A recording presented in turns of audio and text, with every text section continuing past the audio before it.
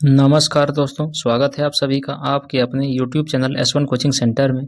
Friends, आज के video में हम लोग एक बार फिर से आरआरबी एनटीपीसी CBT1 में पूछे गए जीके के कुल 40 क्वेश्चंस का डिटेल सॉल्यूशन करने जा रहे हैं, जिसमें आज की वीडियो में हम लोग 7 मार्च 2021 शिफ्ट 2 में पूछे गए क्वेश्चंस को देखेंगे।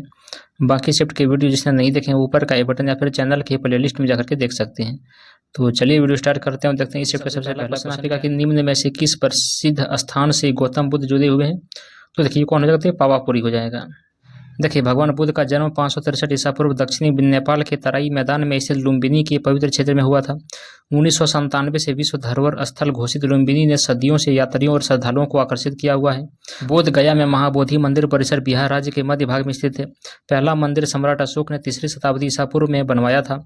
महाबोधि मंदिर एक यूनेस्को विश्व धरोहर स्थल भी शामिल है। क्वेश्चन नंबर 2 यहाँ पे कहा कि सभी मंडलों का संग्रह जिसे उपभोक्ता पर चलित बाजार मूल्य पर अपनी आय से खरीद सकता है क्या कहलाता है। तो इसे बजट सेट कहते हैं। देखिए सभी बंडलों का संग्रह जिसे उपभोक्ता प्रचलित बाजार कीमतों पर अपनी आय से खरीद सकता है बजट सेट कहलाता है। बजट सेट वस्तुओं और सेवाओं के उन सभी संयोजनों का प्रतिनिधित्व करता है जिन्हें उपभोक्ता कीमतों और उनकी आय को देखते हुए वहन कर सकता है। यह सेट बजट की कमी के अधीन है जो कि उपभोक्ता की आय पर सीमा है जिसे वे पार नहीं कर सकते हैं। क्वेश्चन नंबर 3 यहाँ पे कि डैश साम्राज्य पहले अखिल भारतीय साम्राज्य था जिसके शासन के क्षेत्र में अधिकांश वर्तमान भारतीय उपमहाद्वीप आते थे। तो ये मौर्य साम्राज्य हो जाएगा। देखिए मौर्य साम्राज्य प्राचीन भारत में पाटलिपुत्र में केंद्र होने वाले एक राज्य था। यह लगभग 321 से 185 ईसा पूर्व तक चला और अधिकांश भारतीय उपमहाद्वीप को घेरने वाला पहला साम्राज्य था। मौर्य साम्राज्य की स्थापना चंद्रगुप्त मौर्य ने किया था। मौर्य साम्राज्य पहला अखिल भारतीय साम्राज्य था जिसके शासन क्षेत्र में अधिकांश वर्तमान भारतीय उपमहाद्वीप आते थे। क्वेश्चन नंबर 4 यहाँ पे का कि वित्तीय बजट का कौन सा घटक यहाँ पे नहीं हो जाएगा। तो यहाँ पे देखिए स्मरण पत्र जो अनुदानों को निष्कासित करता है यहाँ पे हो जाएगा। देखिए बजट सरकार की राजकोषीय नीति से संबंधित है। बजट प्रत्येक वित्तीय वर्ष के लिए सरकार की प्राप्तियों और व्यय का विवरण होता है। यह भारतीय संविधान के अनुच्छेद 112 में वार्षिक वित्तीय विवरण के रूप में उल्लेखित होता है। इसमें अलग अलग शीर्ष शामिल होते हैं जैसे कि राजस्व और प्राप्ति व्यय, पूंजीगत प्राप्ति और व्यय, ये हो जाएगा। उसके बाद देखिए निगम कर, प्रत्यक्ष कर, अप्रत्यक्ष कर, राजकोषीय नीति, राजस्व और राजकोषीय घाटा, ये सब हो जाएगा। गैर कर राजस्व ये सभी हो जाएगा इसमें। क्वेश्चन नंबर 5 यहाँ पे क्या कि निम्न में से कौन एंड्रॉयड का एक संस्करण यहाँ पे नहीं हो जाएगा। तो यहाँ पे देखिए मार्शमेलो होगा, जिंजर बर्ड होगा, ओरियो होगा, ये कैंडी यहाँ पे नहीं हो जाएगा। देखिए गूगल के द्वारा विकसित एंड्रॉयड OS सबसे व्यापक रूप से उपयोग किया जाने वाला मोबाइल और ऑपरेटिंग सिस्टम है। पहले संस्करण का नाम कप केक है। इसके बाद संस्करण का जो नाम है वो वर्णमाला क्रम में हो जाएगा। क्वेश्चन नंबर 6 यहाँ पे क्या कि भारत में पहली बुलेट ट्रेन किन शहरों को जोड़ता है। तो देखिए मुंबई और अहमदाबाद को जोड़ता है। सितंबर 2017 में प्रधानमंत्री नरेंद्र मोदी और शिंजो आबे ने बुलेट ट्रेन परियोजना का आधारशिला रखा था। जापान की शिकानसेन हाई स्पीड ट्रेन को उनकी उपस्थिति और गति के कारण बुलेट ट्रेन कहा जाता है। 250 किलोमीटर पर घंटा से अधिक गति वाली किसी भी ट्रेन को बुलेट ट्रेन कहा जाता है। मुंबई अहमदाबाद बुलेट ट्रेन मार्ग एक 508 किलोमीटर लंबा मार्ग है। यह एक शब्द है जिसका उपयोग आमतौर पर 250 किलोमीटर प्रति घंटे से अधिक गति वाली हाई स्पीड ट्रेन का वर्णन करने के लिए किया जाता है। भारत की पहली बुलेट ट्रेन मुंबई और Ahmedabad high speed rail corridor में चलेगा जिसका निर्माण सितंबर 2017 में शुरू हुआ था। क्वेश्चन नंबर 7 यहाँ पे कि प्राचीन भारत में निम्न में से किस राजवंश के संस्थापक तिरुमला रहे थे। तो देखिए कौन हो जाएगा, तो ये आराविडु हो जाएगा। देखिए आराविडु वंश में शासन परिवर्तन 1542 तक विजयनगर साम्राज्य में सत्ता आराविडु वंश के पास चली गई जो तुलु वंश से एक महत्वपूर्ण बदलाव था जिसने पहले नियंत्रण रखा था। तालीकोटा का जो युद्ध है वो 1565 ईस्वी में हुआ था। इस महत्वपूर्ण युद्ध में आराविडु वंश के शासनकाल में विजयनगर साम्राज्य के सेनाओं ने बीजापुर, अहमदनगर और गोलकुंडा जैसे दक्कन सल्तनतों के गठबंधन का सामना किया था। यह जो युद्ध है वो राक्षसी और तंगदी यानी कि राक्षस और सरसों गांव के पास हुआ था जिन्हें अक्सर सामूहिक रूप से तालीकोटा के रूप में भी जाना जाता है। क्वेश्चन नंबर 8 यहाँ पे कि कैगा परमाणु ऊर्जा संयंत्र भारत के किस राज्य में स्थित है। तो ये कर्नाटक राज्य में हो जाएगा। देखिए कैगा परमाणु ऊर्जा संयंत्र भारत का तीसरा सबसे बड़ा परमाणु ऊर्जा संयंत्र है। उत्तर कन्नड़ जिले में स्थित कैगा परमाणु ऊर्जा स्टेशन जो है वो काली नदी के पास स्थित है। यह संयंत्र वर्ष 2000 से कार्यरत है और इसका संचालन भारतीय परमाणु ऊर्जा निगम के द्वारा किया जाता है। कैगा परमाणु ऊर्जा संयंत्र अपने परमाणु रिएक्टर के माध्यम से उत्पादित बिजली का 67% तेलंगाना, आंध्र प्रदेश, तमिलनाडु, केरल और पुडुचेरी को आपूर्ति करता है। यहाँ पे कहा उत्तर कोरिया और दक्षिण कोरिया को अलग करने वाली अंतर्राष्ट्रीय सीमा रेखा को लोकप्रिय रूप से किस नाम से जाना जाता है। तो इसे सैन्य सीमांकन रेखा कहते हैं। सैन्य सीमांकन रेखा उत्तर कोरिया और दक्षिण कोरिया के बीच की स्थित होता है। इसे 1953 में कोरियाई युद्ध समाप्त करने वाले कोरियाई युद्ध विराम समझौते के हिस्से के रूप में स्थापित किया गया था। उसके बाद जान लीजिए कि सैन्य सीमांकन रेखा जो है लगभग 38वीं सीमांतर रेखा के साथ चलता है जो दोनों देशों के बीच सीमा रेखा बनाता है। क्वेश्चन नंबर 10 यहाँ पे कि किसने कहा था राजनीतिक स्वतंत्रता एक राष्ट्र की जीवन श्वास है? तो ये अरबिंदो घोष ने कहा था। अरबिंदो घोष श्री अरबिंदो का जन्म 15 अगस्त 1872 को कोलकाता में हुआ था। वे एक योगी, गुरु, कवि, भारतीय दार्शनिक और भारतीय स्वतंत्रता सेनानी थे। वे अनुशीलन समिति का हिस्सा थे, एक संगठन जो ब्रिटिश शासन को समाप्त करने के लिए क्रांतिकारी हिंसा का समर्थन थे। अरबिंदो को 1908 में अलीपुर बम मामले में गिरफ्तार किया गया और मुकदमा चलाया गया था उन पर। उसके बाद क्या हुआ, उन्हें अंततः रिहा कर दिया गया था, जिसके बाद उन्होंने सक्रिय राजनीति में से संन्यास ले लिया और आध्यात्मिक मार्ग चुनते हुए पांडिचेरी चले गए और फिर उन्होंने 1926 ईस्वी में पांडिचेरी में अरबिंदो आश्रम की स्थापना किया था।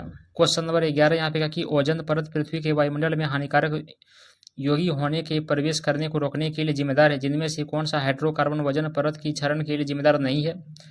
तो अब देखिए कौन हो जाता है, डामर हो जाएगा। ओजोन परत या ओजोन ढाल पृथ्वी के समानताप मंडल का एक क्षेत्र है जो सूर्य के अधिकांश पराबैंगनी विकिरण को अवशोषित करता है। यह पृथ्वी के समताप मंडल में एक परत है जिसमें ओजोन का उच्च स्तर होता है। यह परत पृथ्वी को सूर्य के हानिकारक यूवी विकिरण से बचाती है, इसलिए यहाँ पे विकल्प का 4 यहाँ पे सही हो जाएगा। उसके बाद जान लीजिए कि यह सूर्य से 97 से 99% यूवी विकिरण को अवशोषित कर लेता है। ओजोन सभी सर्वाधिक ऊर्जावान विकिरण और अधिकांश अल्ट्रावायलेट विकिरण को रोक लेता है। क्वेश्चन नंबर 12 यहाँ पे कि लोकायुक्त के संबंध में निम्न में से यहाँ पे कौन सा कथन सत्य यहाँ पे नहीं होगा, ये देखना है। तो यहाँ पे देखिए पहला ऑप्शन, वह प्रशासन के कारण होने वाले अन्याय और कठिनाइयों के कारण नागरिकों की शिकायतों की जांच कर सकता है, ये तो सही है। लोकायुक्त सत्ता के दुरुपयोग के आप पर प्रधानमंत्री से सवाल नहीं कर सकता, ये यहाँ पे गलत हो जाएगा। वह नागरिक शिकायत जांच की निगरानी कर सकता है, ये सही है। वह लोक सेवक के द्वारा सत्ता के दुरुपयोग के आप जांच की मांग कर सकता है, ये भी यहाँ पे सही हो जाएगा। यानी कि यहाँ ऑप्शन बी तब राइट आंसर हो जाएगा। देखिए लोकायुक्त, लोकपाल और लोकायुक्त अधिनियम 2013 के अधिनियमित होने से बहुत पहले ही कई राज्यों ने लोकायुक्त संस्था की स्थापना कर दिया था।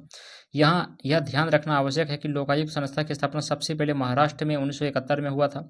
यद्यपि ओडिशा ने इस संबंध में अधिनियम 1970 में पारित कर दिया था, परंतु यह 1983 में ही लागू हुआ था। क्वेश्चन नंबर 13 यहाँ पे कि निम्न में से किस भारतीय राज्य के साथ भूटान की सीमा साझा नहीं होती है? तो यहाँ पे देखिए कौन सा स्टेट हो जाएगा, यहाँ पे ओडिशा स्टेट हो जाएगा। ठीक है, देखिए भूटान भारत के साथ 699 किलोमीटर लंबी सीमा साझा करता है। यह भारत के असम, अरुणाचल प्रदेश, पश्चिम बंगाल और सिक्किम राज्यों से जुड़ा हुआ है। भूटान को थंडर ड्रैगन की भूमि के रूप में भी जाना जाता है। भूटान की राजधानी जान लीजिए थिम्पू है और मुद्रा भूटानी नुगल ट्राम हो जाएगा।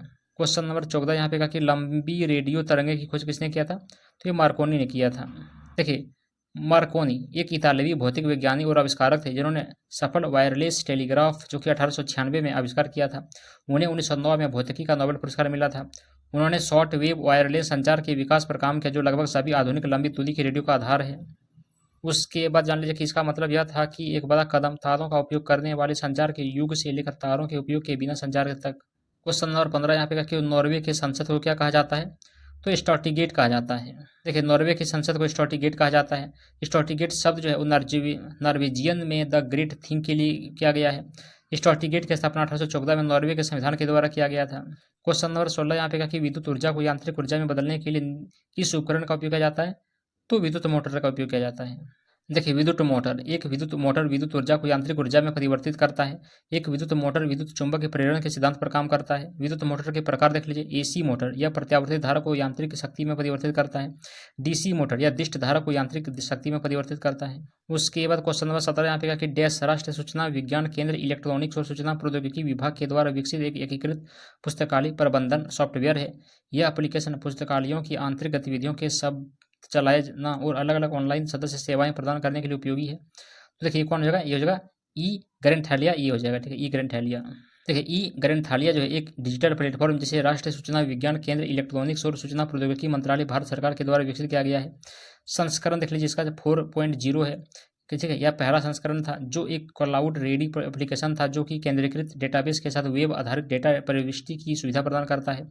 ई ग्रंथालय की शुरुआत the Karnataka state centre of NIC में 2002 में एक इन हाउस प्रोजेक्ट के रूप में कर्नाटक राज्य में सार्वजनिक पुस्तकालयों के संचालन के लिए किया गया था। क्वेश्चन नंबर 18 यहाँ पे कि विश्व स्वास्थ्य संघ दिवस कब मनाया जाता है? तो 7 अप्रैल को हर साल मनाया जाता है। देखिए सभा ने प्रत्येक वर्ष 7 अप्रैल को 1950 से प्रभावी होने के साथ विश्व स्वास्थ्य दिवस के रूप में मनाने का निर्णय लिया है। उसके बाद जान लीजिए कि विश्व स्वास्थ्य दिवस यानी कि WHO की स्थापना को चिन्हित करने के लिए आयोजित किया जाता है और इसे संगठन के द्वारा हर साल वैश्विक स्वास्थ्य के लिए महत्वपूर्ण विषय पर दुनिया भर के ध्यान आकर्षित करने के अवसर के रूप में देखा जाता है। विश्व स्वास्थ्य दिवस 2022 का जो थीम था वो हमारा घर हमारा स्वास्थ्य था। यानी कि आवर प्लेनेट आवर हेल्थ के तहत किया गया था। उसके बाद जान लीजिए कि यह विश्व स्वास्थ्य संगठन के द्वारा दुनिया भर के लोगों के समग्र स्वास्थ्य और कल्याण के बारे में जागरूकता बढ़ाने के लिए लिया गया उपक्रम है। हर साल विश्व स्वास्थ्य दिवस के लिए एक विशिष्ट थीम होती है। क्वेश्चन नंबर 19 यहाँ पे क्या कि अखिल भारतीय बाघ आकलन रिपोर्ट 2018 के अनुसार किस भारतीय राज्य में बाघों की संख्या सबसे ज़्यादा हो जाएगा? तो ये मध्य प्रदेश हो जाएगा। देखिए मध्य प्रदेश में बाघों की संख्या सबसे अधिक यानी कि 526 थी। इसके बाद कर्नाटक में 524, उसके बाद उत्तराखंड में 442 बाघों के साथ तीसरे स्थान पर था। मध्य प्रदेश में बाघ अभयारण्य की संख्या सबसे ज़्यादा है। मध्य प्रदेश को टाइगर स्टेट भी कहा जाता है और राज्य में 6 गो टाइगर रिजर्व भी है। वर्तमान के अनुसार मध्य प्रदेश में भारत के जंगली बाघ आबादी का लगभग 20% और विश्व की बाघ आबादी का 10% निवास करता है। उसके बाद जान लीजिए कि मध्य प्रदेश के 6 बाघ अभयारण्य कौन कौन सा है? तो कान्हा टाइगर रिजर्व, पेंच टाइगर रिजर्व, पन्ना टाइगर रिजर्व, बांधाको टाइगर रिजर्व और सतपुरा टाइगर रिजर्व और एक संजय टाइगर रिजर्व, ये सभी है। क्वेश्चन नंबर 20 यहाँ पे कि भारत में सबसे बड़ी मीठे पानी की झील कौन सा हो जाएगा? तो देखिए शिवाजी सागर झील हो जाएगा। देखिए शिवाजी सागर झील भारत के सबसे बड़ी कृत्रिम मीठे पानी की झील है। इसका निर्माण महाराष्ट्र में कोयना नदी पर कोयना बांध के द्वारा किया गया है। यह एक कृत्रिम जलाशय है और भारत में सबसे बड़ा जलाशयों में से एक है। यह झील कोयना जल विद्युत परियोजना के माध्यम से जल विद्युत शक्ति प्रदान करने में महत्वपूर्ण भूमिका निभाती है। यह सुंदर पश्चिमी घाटी से घिरा हुआ है जो इसे एक पर्यटकों के आकर्षण का केंद्र बनाता है। क्वेश्चन नंबर 21 यहाँ पे कि गिनीज वर्ल्ड रिकॉर्ड्स 2020 के द्वारा विश्व स्वास्थ्य संगठन की रिपोर्ट के विश्लेषण के अनुसार दुनिया का सबसे प्रदूषित शहर कौन सा है? देखिए कौन सा हो जाएगा? ये कानपुर शहर हो जाएगा। गिनीज वर्ल्ड रिकॉर्ड्स 2020 के द्वारा विश्व स्वास्थ्य संगठन की रिपोर्ट के विश्लेषण के अनुसार भारत में कानपुर को दुनिया का सबसे प्रदूषित शहर घोषित किया गया था। उत्तर प्रदेश में कानपुर सूक्ष्म कण पदार्थ यानी कि PM 2.5 के अत्यधिक उच्च स्तर के कारण सबसे प्रदूषित शहर की सूची में सबसे ऊपर था। शहर को मुख्य रूप से औद्योगिक उत्सर्जन, वाहन प्रदूषण और धूल के कारण गंभीर वायु प्रदूषण का सामना करना पड़ता है। कानपुर में निम्न वायु गुणवत्ता, श्वसन और हृदय रोग सहित गंभीर स्वास्थ्य जोखिमों से जुड़ा हुआ है। WHO की रिपोर्ट ने दुनिया के सबसे प्रदूषित शहरों में कई अन्य भारतीय शहरों का उजागर किया है। क्वेश्चन नंबर यहाँ पे 22 यहाँ पे कि निम्न में से कौन भारतीय स्वतंत्रता की क्रांतिकारी आंदोलनों का हिस्सा यहाँ पे नहीं था? तो यहाँ पे देखिए कौन हो जाएगा? तो यहाँ पे देखिए यहाँ पे यंग पार्टी ये हो जाएगा। वह संगठन जो भारतीय स्वतंत्रता के लिए क्रांतिकारी आंदोलन का हिस्सा नहीं था वह था यंग पार्टी। यह नाम भारतीय स्वतंत्रता आंदोलन से संबंधित ऐतिहासिक अभिलेखों या साहित्य में नहीं था। क्वेश्चन नंबर 23 यहाँ पे कि वित्त आयोग के गठन से संबंधित कौन सा यहाँ पे अनुच्छेद हो जाएगा? तो देखिए ये अनुच्छेद 280 हो जाएगा। देखिए वित्त आयोग के गठन से संबंधित अनुच्छेद 280 है। भारतीय संविधान के अनुसार भारतीय संविधान के अनुच्छेद 280 में भारत के राष्ट्रपति के द्वारा वित्त आयोग के गठन का प्रावधान किया गया है। इसमें आयोग के कर्तव्य का उल्लेख किया गया है, जैसे संघ और राज्यों के बीच करों के वितरण की सिफारिशें करना, वित्तीय संबंध का निर्धारण करना और राजकोषीय मामलों पर सलाह प्रदान करना, ये सभी। उसके बाद क्वेश्चन नंबर 24 यहाँ पे कि भारतीय संविधान के निम्न में से कौन सा अनुच्छेद कुछ मामलों में काम करने का अधिकार, शिक्षा का अधिकार और सार्वजनिक सहायता स्थापित करने का निर्देशित करता है? तो देखिए ये हो जाएगा आर्टिकल 41 यानी कि अनुच्छेद 41 ये हो जाएगा। देखिए वह अनुच्छेद जो काम करने, शिक्षा पाने और कुछ मामलों में सार्वजनिक सहायता पाने के अधिकार को स्थापित करने के लिए निर्देशित है, अनुच्छेद 41 है। भारतीय संविधान का अनुच्छेद 41 राज्य के नीति निर्देशक सिद्धांत यानी कि DPSP का हिस्सा है। राज्यों को काम करने, शिक्षा पाने और बेरोजगारी, वृद्धावस्था, बीमारी और विकलांगता के मामलों में सार्वजनिक सहायता के अधिकार को सुरक्षित करने के लिए प्रावधान करने का निर्देश देता है। यह राज्य की आर्थिक क्षमता और विकास पर भी निर्भर है। क्वेश्चन नंबर 25 यहाँ पे कि निम्न में से कौन सा पादप हार्मोन नहीं है? तो यहाँ पे कौन हो जाएगा? यहाँ पे प्रोलैक्टिन ये हो जाएगा। प्रोलैक्टिन एक हार्मोन है जो मनुष्य सहित पशुओं की पिट्यूटरी ग्रंथि में उत्पन्न होता है। यह मुख्य रूप से स्तनपान, दूध उत्पादन को नियंत्रित करता है और रक्त और चयापचय में इसकी भूमिकाएं होती है। प्रतिरक्षा प्रणाली का जो विनियमन और प्रजनन प्रणाली का विकास करता है। यह पौधों की वृद्धि या विकास में शामिल नहीं होता है। यही कारण है कि इसे पादप हार्मोन के रूप में वर्गीकृत नहीं किया जाता है। क्वेश्चन नंबर 26 यहाँ पे कि भारतीय रेलवे ने यात्रियों के लिए कई पहल शुरू की है। रेल बंधु उनमें से एक है। यह किससे संबंधित है? तो देखिए यह संबंधित है एक रेल पत्रिका से। एक रेल बंधु एक रेल पत्रिका है। रेल बंधु भारतीय रेलवे के द्वारा प्रकाशित एक यात्री अनुकूल पत्रिका है। यह ट्रेन की समय सारणी, सेवाओं, पर्यटन और रेल यात्रा से संबंधित अन्य विषय के बारे में जानकारी प्रदान करता है। पत्रिका का जो उद्देश्य है यात्रियों को यात्रा के दौरान सूचित और व्यस्त रखकर यात्रा के अनुभव को बेहतर बनाना है। नंबर 27 यहाँ पे कि निम्न में से किसे 2020 में ध्यानचंद पुरस्कार से सम्मानित किया गया था? ये हो जाएगा नंदन बाल को। देखिए नंदन बाल एक प्रसिद्ध भारतीय टेनिस कोच है जिन्होंने खेल में महत्वपूर्ण योगदान दिया है। वे भारत में कई युवा टेनिस खिलाड़ियों को प्रशिक्षित और मार्गदर्शन देने में महत्वपूर्ण भूमिका निभा चुके हैं। खेल के प्रति उनकी समर्पण और भारत में टेनिस के विकास में उनके योगदान ने उन्हें 2020 में प्रतिष्ठित ध्यानचंद पुरस्कार दिलाया है। ध्यानचंद पुरस्कार खेल और खेलों में आजीवन उपलब्धि के लिए भारत का सर्वोच्च पुरस्कार है, जो टेनिस में उनके आजीवन समर्पण और उपलब्धियों को पहचानता है। क्वेश्चन नंबर 28 यहाँ पे का कि वर्ष 1856 में लॉर्ड कैनिंग के कार्यकाल के दौरान कौन सा सुधार पारित किया गया था? तो देखिए ये पारित किया गया था कौन सा? तो देखिए ये विधवा पुनर्विवाह का अधिनियम पारित किया गया था। विधवा पुनर्विवाह अधिनियम 1856 में लॉर्ड कैनिंग के प्रशासन के दौरान लागू किया गया था। इस अधिनियम का उद्देश्य भारतीय समाज में विधवाओं की स्थिति में सुधार करना था, जिससे उन्हें पुनर्विवाह की अनुमति मिली सके, विधवा होने के साथ जुड़े कलंक को चुनौती दी जा सके। 19वीं सदी के भारत में विधवा होना महिलाओं के लिए अत्यधिक कलंकित स्थिति था। विधवाओं को अक्सर सामाजिक बहिष्कार का सामना करना पड़ता था और उनसे कठोर जीवन जीने की अपेक्षा की जाती थी। अक्सर उन्हें सती यानी कि पति की चिता पर आत्मदाह जैसी प्रथाओं का पालन करना पड़ता था या एकांत जीवन व्यतीत करना पड़ता था, जो बुद्धिजीवियों और सामाजिक सुधारकों के द्वारा संचालित था। भारत में सामाजिक सुधार आंदोलन इस अवधि के दौरान गति पकड़ा, जिन्होंने स्थापित सामाजिक मानदंडों को चुनौती देने और बदलने की मांग किया था। उसके बाद क्या हुआ था? ईश्वर चंद्र विद्यासागर जैसे प्रमुख व्यक्ति, एक प्रमुख सुधारक न सक्रिय रूप से विधवा पुनर्विवाह के लिए प्रचार किया थी। क्वेश्चन नंबर 29 यहाँ पे का कि 2012 के ग्रीष्मकालीन ओलंपिक किस शहर में आयोजित किया गया था? क्या गया था? ये लंदन शहर में किया गया था। 2012 ग्रीष्मकालीन ओलंपिक लंदन में आयोजित किया गया था। 2012 ग्रीष्मकालीन ओलंपिक, जिसे आधिकारिक तौर पर XXX ओलंपियाड के खेल के रूप में जाना जाता है, 27 जुलाई से 12 अगस्त 2012 तक लंदन, यूनाइटेड किंगडम में आयोजित हुआ था। लंदन में 3 बार आधुनिक ओलंपिक खेलों की मेजबानी करके इतिहास रच दिया है, जिससे पहले उन्होंने 1908 में, 1948 में भी खेलों का मेजबानी किया था। क्वेश्चन नंबर 30 यहाँ पे का कि अक्टूबर 2019 में चंद्रयान 2 और ऑर्बिटर के द्वारा चंद्रमा के एक्सोस्फीयर में कौन सी उत्कृष्ट गैस का पता लगाया गया था? तो आर्गन गैस का लगाया गया था। देखिए अक्टूबर 2019 में चंद्रयान 2 ऑर्बिटर के द्वारा चंद्र वायुमंडल पर पाई गई उत्कृष्ट गैस आर्गन 40 थी।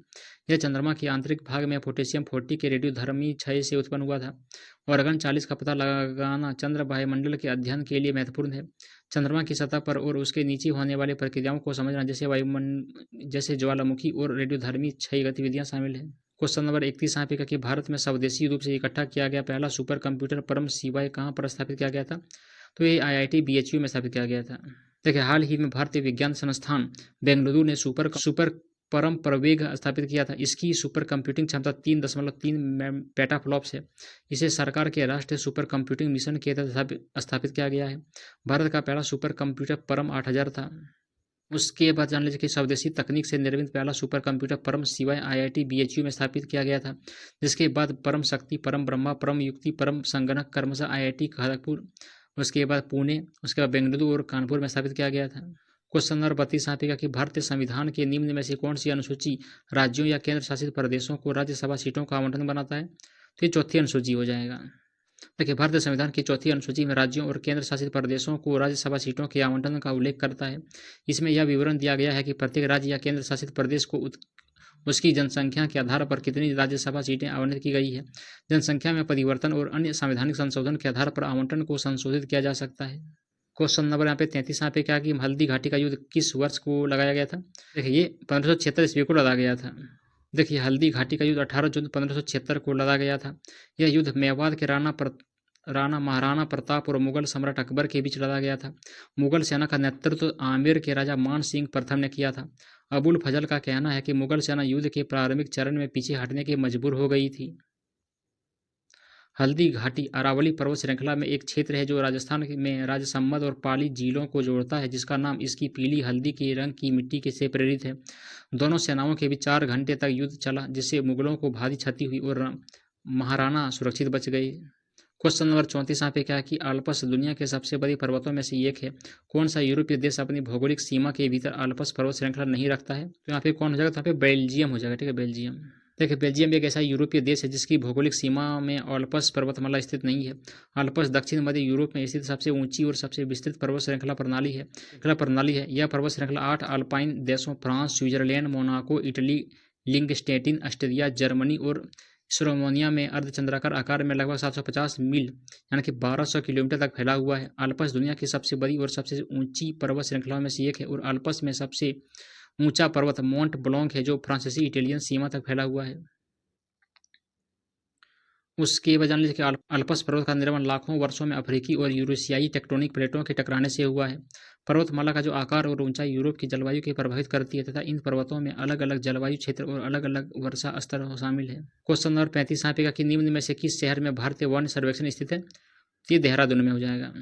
देखिए, भारतीय सर्वेक्षण विभाग यह भारत सरकार के विज्ञान और प्रौद्योगिकी विभाग के अंतर्गत देश के राष्ट्रीय मानचित्र एजेंसी है।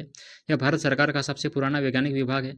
इसकी स्थापना 1767 में ब्रिटिश ईस्ट इंडिया कंपनी के भारतीय क्षेत्रों को मजबूत करने के लिए किया गया था। इसका मुख्यालय देहरादून उत्तराखंड में। इसका अध्यक्ष भारत का महासर्वेक्षक होता है।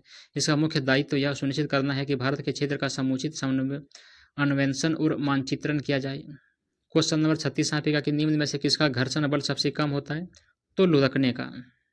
देखिए, लुढ़कन घर्षण आमतौर पर सबसे कम घर्षण बल होता है क्योंकि इसमें स्थैतिक फिसलन वाले और तरल घर्षण की तुलना में न्यूनतम संपर्क और प्रतिरोध शामिल होता है। लुढ़कन घर्षण तब होता है जब कोई वस्तु किसी सतह पर लुढ़कती है। लुढ़कन घर्षण तब होता है जब कोई वस्तु किसी सतह पर लुढ़कता है, जैसे कि पहिए या गेंदें। यह आमतौर पर स्थैतिक या फिसलने वाले घर्षण से बहुत कम होता है क्योंकि संपर्क का क्षेत्र बहुत कम हो जाता है, जिसके परिणाम स्वरूप प्रतिरोध भी कम हो जाता है। नंबर 37 यहाँ पे कि निम्न में से कौन सा लोक नृत्य असम राज्य से संबंधित नहीं है? तो यहाँ पे कठी हो जाएगा। ठीक है, देखिए, कठी मध्य प्रदेश का नृत्य है, असम का नहीं है। यह नृत्य बलाई समाज के कलाकारों के द्वारा किया जाता है। मुख्य नर्तक को बड़ा भगत कहा जाता है और सहायक नर्तक को छोटा भगत कहा जाता है। नर्तक चमकीले रंग के वस्त्र पहनते हैं और काठी को बांस से सजाया जाता है। यह नृत्य ढाक नामक एक संगीत वाद्यंत्र की लय पर किया जाता है, जिसका आकार एक छोटे ड्रम और एक पीतल की थाली जैसा होता है। क्वेश्चन नंबर 38 यहाँ पे का कि नासा ने जून 2020 में मंगल ग्रह पर एक मिशन लॉन्च किया था। इस मिशन की अवधि क्या था? तो देखिए, इसका अवधि था कम से कम 1 मंगल वर्ष का। देखिए, जून 2020 में लॉन्च किया गया नासा मंगल मिशन मंगल 2020 मिशन के हिस्से के रूप में परसिवियरेंस रोवर था। इस मिशन की अवधि कम से कम 1 मंगल वर्ष निर्धारित की गई थी। परसिवियरेंस रोवर का प्राथमिक मिशन कम से कम 1 मंगल वर्ष तक चलने की योजना बनाई गई थी, जो लगभग 687 पृथ्वी दिवस के बराबर है। उसके बाद जान लीजिए कि इस मिशन का उद्देश्य मंगल ग्रह के भूविज्ञान, जलवायु और प्रारंभिक जीवन के संभावित संकेतों का अध्ययन करना है। साथ ही भविष्य में पृथ्वी पर लौटने के लिए नमूने एकत्र करना है। रोवर का मिशन मंगल ग्रह की सतह का अन्वेषण करना होता है। ग्रह के भूविज्ञान और अतीत की जलवायु का अध्ययन करें। प्राचीन सूक्ष्म जीव जीवन के संकेतों का खोज करना है। भविष्य के मिशन के द्वारा पृथ्वी पर वापस लाने के लिए मिट्टी और चट्टान के नमूने एकत्र करना है। ऐसी प्रौद्योगिकी का परीक्षण करना है जो भविष्य में मंगल ग्रह पर मानव मिशन के लिए मार्ग प्रशस्त करने में सहायता हो सके। क्वेश्चन नंबर 39 यहाँ पे का कि यूरोप में यूरो कब अपनाया गया था? तो ये जनवरी 1999 को अपनाया गया था। देखिए, जनवरी 1999 यूरो को यूरोपीय संघ यानी कि यूरोपीय संघ के 11 देशों में आधिकारिक मुद्रा के रूप में पेश किया गया था, लेकिन केवल बैंकिंग, वित्तीय बाजारों और इलेक्ट्रॉनिक लेनदेन के लिए ही हुआ था। राष्ट्रीय मुद्राएं जैसे ड्यूस मार्क, फ्रेंच फ्रैंक और अन्य सभी भी प्रचलन में थी, लेकिन यूरो का उपयोग वित्तीय बाजारों और आधिकारिक लेखांकन उद्देश्यों के लिए किया जाता था। उसके बाद इस शिफ्ट का आखिरी क्वेश्चन नंबर 40 यहाँ पे कहा कि प्रसिद्ध उपन्यास देवदास के लेखक कौन हो जाएगा? तो यहाँ पे कौन हो जाएगा? तो शरत चंद्र चट्टोपाध्याय ये हो जाएगा। देखिए, देवदास एक प्रसिद्ध उपन्यास शरत चंद्र चट्टोपाध्याय द्वारा लिखा गया था। शरत चंद्र चट्टोपाध्याय 20वीं शताब्दी के प्रारंभ में एक प्रभावशाली बंगाली उपन्यासकार और एक लघु कथाकार थे। वह भारतीय समाज और मानवीय रिश्तों की जटिलताओं के चित्रण के लिए जाने जाते हैं। यह उपन्यास पहली बार 1917 में प्रकाशित हुआ था। इसमें देवदास मुखर्जी की दुखद प्रेम कहानी बताई गई है, जो पारो के प्रति एक तरफा प्यार से जूझता है और शराब और निराशा की ओर मुड़ जाता है। देवदास को कई फिल्मों, नाटक और अन्य मीडिया में रूपांतरित किया गया है, जिससे यह भारतीय साहित्य की सबसे अस्थायी कहानियों में से एक बन गई है। तो बस इतना ही था फ्रेंड्स। कैसे लगा ये वीडियो कमेंट करके जरूर बताइएगा। चलिए मिलते हैं अगली वीडियो में अगले चैप्टर के क्वेश्चन को लेकर के। तब तक के लिए धन्यवाद। जय हिंद।